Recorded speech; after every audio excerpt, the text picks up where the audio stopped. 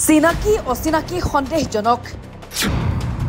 মুখেৰে কৈ থকাতকৈ বিধেয়ক অনাৰ সাহ হ'বনে হিমন্ত বিশ্ব শৰ্মাৰ আইন আনি অচিনাকি সন্দেহযুক্তক বিতৰণ নকৰে কিয় বিজেপি চৰকাৰে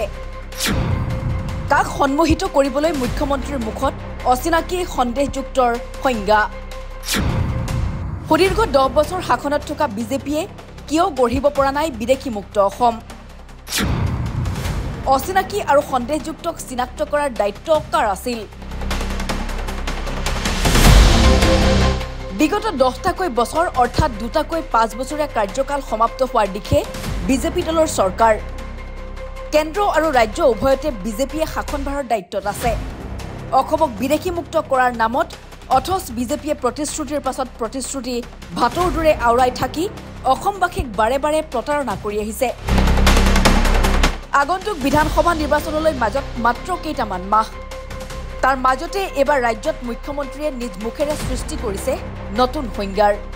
আমাৰ এটাই কথা চিনাকি মানুহক আমি বসুন্ধৰাৰ জৰিয়তে মাতি দিম চিনাকি মানুহক আমি বসুন্ধৰাৰ জৰিয়তে মাতি দিম আৰু অচিনাকি মানুহৰ পৰা এক টুকুৰ মাটি কাঢ়ি ননালৈকে আমি ক্ষান্ত হৈ বহি নাথাকিম চিনাকিক মাতি দিম অচিনাকি মানুহৰ পৰা এক টুকুৰা মাটি কাঢ়ি নানালৈকেও আমি ক্ষান্ত হৈ বহি নাথাকিম মুখ্যমন্ত্ৰী হিমন্ত বিশ্ব শৰ্মাৰ এনে সংজ্ঞাক এবাৰ উভতি ধৰিছে বিৰোধী দলপতি দেৱব্ৰত শইকীয়াই হয় বিজেপিয়ে অচিনাকি আৰু সন্দেহজনক শব্দৰ সংজ্ঞা নিৰ্ধাৰণ কৰক বিধানসভাত অন্যথা বিৰোধীয়ে দিব প্ৰস্তাৱ এতিয়া মুখ্যমন্ত্ৰীয়ে কিছুমান নতুন ডেফিনেশ্যন ইলেকশ্যনৰ প্ৰাক মুহূৰ্তত দিবলৈ আৰম্ভ কৰিছে নতুন সংজ্ঞা এটা হ'ল অচিনাকি প্ৰথম কথা কোনবিলাক চিনাকি যেনেকে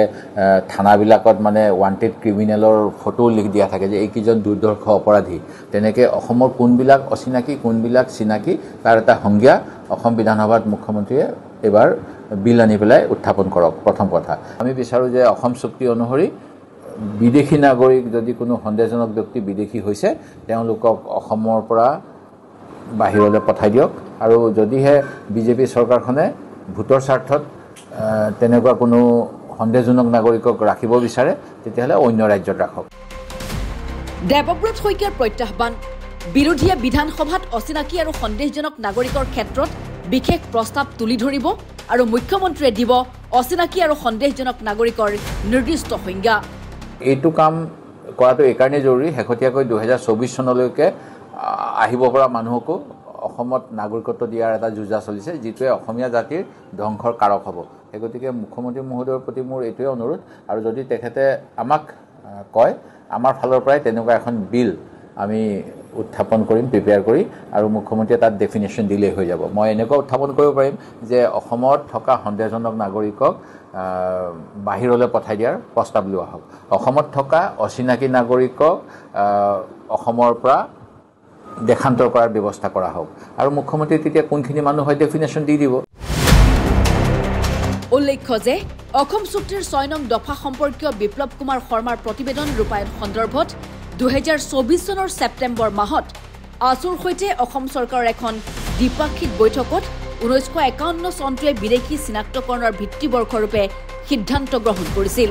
কিন্তু কেন্দ্ৰত অধিষ্ঠিত বিজেপি চৰকাৰে অনা নাগৰিকত্ব সংশোধনী আইন 2019ৰ লগতে শেহতীয়াকৈ 2024 চনলৈকে 6টাকৈ ধৰ্মৰ বিদেশীৰ ক্ষেত্ৰত 2024 চনলৈকে ম্যাদ বৃদ্ধিৰে ৰেহাই প্ৰদান কৰা কাৰ্যই অসম চৰকাৰে সিদ্ধান্ত গ্ৰহণ কৰা বিদেশী চিনাক্তকৰণৰ ভিত্তিবৰ্ষটোলৈ ভাবুকি নমাই আনিছে এনে বিভিন্ন প্ৰেক্ষাপটৰ মাজত এতিয়া পুনৰ অসমৰ পৰা বিদেশী খেদাৰ নামত মুখ্যমন্ত্ৰীয়ে আশ্ৰয় লৈছে নতুন নতুন শব্দৰ যি শব্দ এতিয়া সৃষ্টি কৰিছে বহু প্ৰশ্নৰ বিৰোধী দলপতি দেৱব্ৰত শইকীয়াই কোৱা ধৰণে মুখেৰে কৈ থকাতকৈ অচিনাকি আৰু সন্দেহজনক ব্যক্তিক চিনাক্ত কৰি বিতৰণ কৰিবলৈ বিধানসভাত বিধেয়ক অনাৰ সাহ হ'বনে মুখ্যমন্ত্ৰী হিমন্ত বিশ্ব শৰ্মাৰ